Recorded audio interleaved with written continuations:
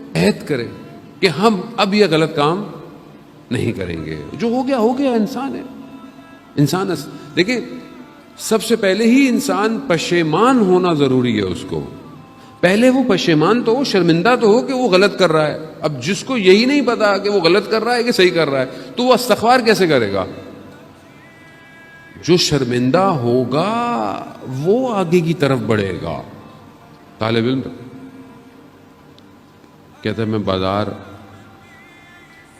سے گزر رہا تھا تو ایک نامحرم پر میری نگاہ پڑی اور اس نے میری نگاہ کو کھینچ لیا, اپنی طرف متوجہ کر لیا. تصویر ظاہر ہے فریم میں آ جاتی ہے. ابھی بہت سے لوگ کہتے ہیں نیت اچھی ہونی چاہیے. نیت تو خراب نہیں تھی, میں دیکھ رہا تھا, تصویر تو آ گئی نا ذہن میں. تو اب رکیے گا, آج اس تصویر کو میں آپ کی صحیح کروں گا انشاءاللہ. تصویر تو آ گئی. اب وہ کہتا ہے کہ میرا ذہن اسی میں جذب ہو گیا. میں اپنے استاد کی خدمت میں گیا. جیسے استاد کے پاس گیا میں نے استاد سے کہا کہ میری طرف میرا کیا حال ہے؟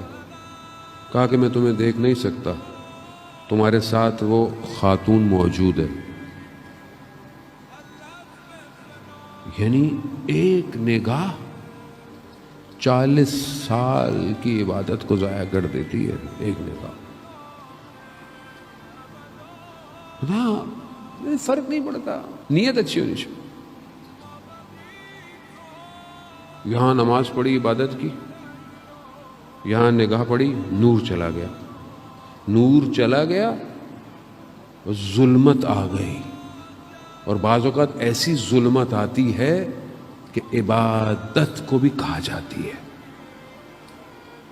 تاریکی میں لے جاتی, نہیں ہٹتی.